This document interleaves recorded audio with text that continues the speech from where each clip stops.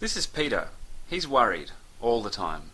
He's worried because his parents have told him that they're going to punish him. He doesn't know when the punishment is going to begin, but it's coming, and it is going to be bad. Why is he going to be punished? Peter has an older sister, Kate. Before Peter was born, his sister Kate did something bad. Kate took some chocolate out of the fridge after her parents told her that she wasn't allowed to. When her parents caught her with the chocolate, they decided that they were going to punish all of their children, even children that hadn't been born yet. They were angry at her, and they told her that they were going to stay angry at her forever.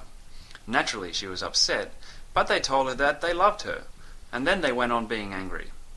They stayed angry because the reason that they had decided to have children in the first place was that so those children would obey them all the time.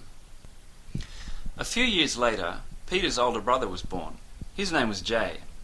When Jay was a certain age, his parents punished him for what Kate had done. They had built a special room for punishing him. For 3 days, they beat him and tortured him. After 3 days, he came out, scarred for life, but soon after he went away and was never seen again. Now, Peter's parents threatened Peter with punishment for what Kate did with the chocolate. They say that because of what Kate did, Peter deserves to be punished and tortured like Jay was. Except it's even worse. Jay only got it for 3 days, but Peter's parents say he's going to be punished for the rest of his life. But they love him, and they tell him that since they punished Jay so terribly, if Peter will simply apologise about the chocolate, then they won't punish him. The punishment that Peter deserves for what Kate did with the chocolate was dealt out to Jay. Peter's parents love Peter so much that they thrashed Jay for 3 days so that they wouldn't have to punish Peter for what Kate did.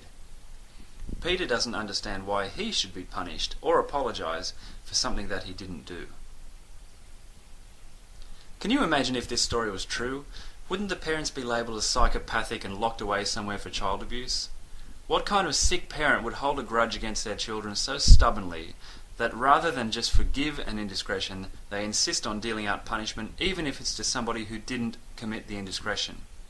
What kind of forgiveness depends on somebody being made to suffer rather than just simply forgiving?